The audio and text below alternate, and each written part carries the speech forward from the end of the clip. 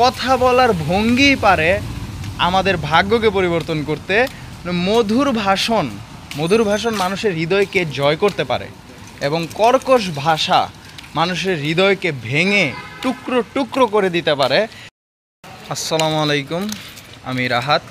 আর আজকে একটা ঘটনা পড়েছি যেটা আপনাদের সাথে শেয়ার করব বলে মনে হচ্ছে। আর এখানে হতে পারে আমাদের জন্য এবং আমাদের সকলের জন্য অনেক এডুকেশনাল হেল্পফুল কোনো ফ্রেজ থাকতে পারে, যা আমাদের পার্সোনাল ডেভেলপমেন্টে অনেক হেল্পফুল হবে বলে আমি আশা করছি ইনশাল্লাহ।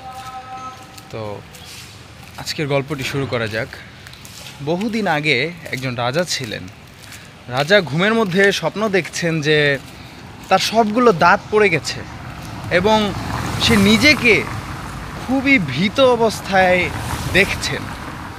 তো এরপরে হুট করে এক সময় রাজার ঘুম ভেঙে যায় এবং রাজা এই স্বপ্নের ব্যাখ্যা জানার জন্য তার রাজসভার জ্যোতিষীকে ডেকে পাঠান এবং জ্যোতিষীর কাছে জানতে চান যে আমি যে এই স্বপ্নটা দেখলাম, এই স্বপ্নটার ব্যাখ্যা কী উনি জানতে চান। জ্যোতিষী তখন তাকে বলেন যে আপনি আপনাদের পরিবারের সকলের মধ্যে আপনি বেঁচে থাকবেন এবং আপনার পরিবারের সকল সদস্য মারা যাবে। এটা শুনে রাজা তাকে আর কোনো কথা বলার সুযোগই দেন নাই এবং রাজা তাকে তাৎক্ষণিক মৃত্যুদণ্ড দিয়ে দেন এবং তখনই তার মৃত্যুদণ্ড কার্যকর হয়ে যায়।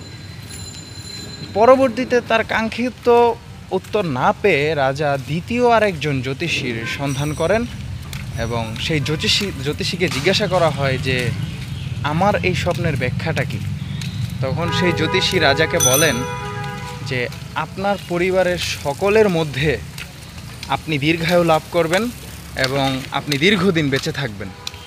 এই কথা বলার পর রাজা অত্যন্ত খুশি হয় এবং তাকে অনেক পুরস্কার দিয়ে দেওয়া হয় এবং তাকে রাজসভায় জ্যোতিষীর আসনে অধিষ্ঠিত করা হয়। তো দুইজনের কথা কিন্তু একই ছিল, কিন্তু একজন বলেছে যে আপনি বেঁচে থাকবেন, আপনার পরিবারের সকলে মারা যাবে, আপনি একা বেঁচে থাকবেন।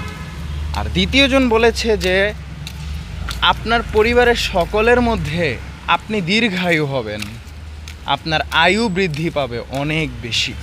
এই কথাটা বলেছেন, কথা কিন্তু একই।